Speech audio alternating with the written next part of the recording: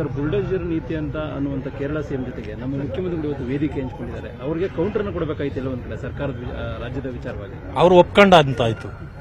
ಮಾನ್ಯ ಮುಖ್ಯಮಂತ್ರಿಗಳು ಸಿದ್ದರಾಮಯ್ಯನವರು ಪಿಣರಾಯಿ ವಿಜಯನ್ ಅವರ ಹೇಳಿಕೆಗೆ ಎದುರಿದ್ದಾರೆ. ಎದುರಿ ಇವತ್ತು ಅವರು ಕಾಂಪ್ರಮೈಸ್ಗೆ ಹೋಗಿರೋದು. ಕೇರಳದಲ್ಲಿ ಹೋಗಿ ಅವರ ಜೊತೆಯಲ್ಲಿ ವೇದಿಕೆಯನ್ನ ಹಂಚಿಕೊಂಡು ಇವತ್ತು ನಾವು ಮಾಡಿದ್ದು ತಪ್ಪಾಗಿದೆ, ಅದಕ್ಕೇನೆ ನಾವು ಇವಾಗ ಪಕ್ಕಾ ಮನೆಗಳನ್ನು ಕೊಡ್ತಾ ಇದ್ದೀವಿ, ನೀವು ದಯವಿಟ್ಟು ನಮ್ಮನ್ನು ಆ ರೀತಿ ಅನ್ಬೇಡಿ ಅಂತ ಕಾಂಪ್ರಮೈಸ್ಗೆ ಹೋಗಿರೋದು. ಗೊತ್ತಾಯ್ತಾ?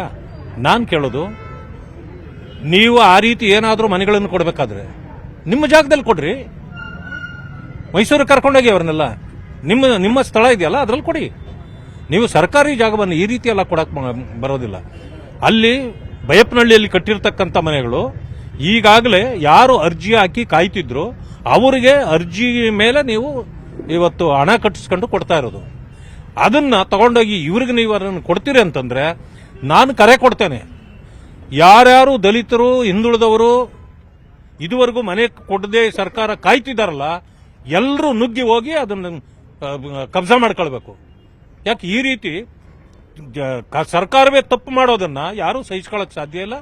ಇವತ್ತು ದಲಿತರಿಗೂ ಅನ್ಯಾಯ ಮಾಡಿದಿರಿ, ಅವ್ರಿಗೆ ಮನೆಗಳು ಕಟ್ಟಿಕೊಟ್ಟಿಲ್ಲ. ಆದ್ರಿಂದಾಗಿ ನಾವೇ ನಿಂತು ದಲಿತರನ್ನ ಆ ಮನೆಗಳಲ್ಲಿ ಹೊಕ್ಕಿ ಮನೆಗಳನ್ನ ಇಟ್ಕೊಳ್ಬೇಕು ಅನ್ನೋ ಇದನ್ನು ನಾವು ಕೂಡ ಮಾಡ್ತೇವೆ. ನಾವೇ ಸ್ವತಃ ಜನರನ್ನು ಕರ್ಕೊಂಡು ಹೋಗ್ತೇವೆ. ನಾಳೆಯಿಂದ ಮುಖ್ಯಮಂತ್ರಿಗಳಿಗೆ ಮನೆ ಕೊಡೋದು ಕೇಳಿದೆ ಸರ್, ಹೊಸ ವರ್ಷದಿಂದ ಕೊಡಿ ಅಂತ ಮಾತನ್ನ. ಮತ್ತೊಂದು ಕಡೆ 36 ಲಕ್ಷದ ಜನರಿಗೆ ಇನ್ನೂ ಕೂಡ ರಾಜ್ಯದಲ್ಲಿ ಅರ್ಜಿ ಹಾಕೊಂಡಿದ್ದಾರೆ, ಇನ್ನೂ ಕೂಡ ಜನರು ಕೊಟ್ಟಿದ್ದಾರೆ. 38 ಲಕ್ಷ ಜನ ಅರ್ಜಿ ಹಾಕಿ ಕಾಯ್ತಾ ಇದ್ದಾರೆ. ಅವ್ರಿಗೆ ಮನೆ ಕೊಡೋ ಯೋಗ್ಯತೆ ಇಲ್ಲ ಇವರಿಗೆ. ನಮ್ಮ ಸರ್ಕಾರದ ಕಾಲದಲ್ಲಿ ಆಗಿರ್ತಕ್ಕಂಥ ಮನೆಗಳು ಬಿಟ್ಟು ಇವ್ರು ಇನ್ನೂ ಒಂದು ಮನೆ ಕಟ್ಟಿಲ್ಲ. ನಮ್ಮ ಕಾಲದಲ್ಲಿ ಆದವನೇ ಈಗ್ಲೂ ಕಟ್ಟಿರೋದು. ಅವುಗಳನ್ನೇ ಕೊಡುವಂತದ್ದು ನಾವು ಕೊಡಬೇಕಾಗಿತ್ತು. ಅದು ಇವ್ರ ಕಾಲದಲ್ಲಿ ಬಂದಿದೆ, ಕೊಡ್ಲಿ, ತಪ್ಪಿಲ್ಲ. ಆದ್ರೆ ಯಾರು ಕಾಯ್ತಾ ಇದ್ದಾರೆ ಅವ್ರಿಗೆ ಕೊಡಬೇಕು. ಈ ಹೊರ ದೇಶದವರಿಗೆ ಇವರು ವೋಟ್ ಬ್ಯಾಂಕ್ಗೆ ಇದನ್ನ ಮಾಡೋದಾದ್ರೆ ನಾವು ಸುಮ್ಮನೆ ಕುತ್ಕೊಳ್ಳಕ್ ಆಗೋದಿಲ್ಲ. ನಮ್ಮ ಹೋರಾಟವನ್ನು ಮಾಡ್ತೇವೆ.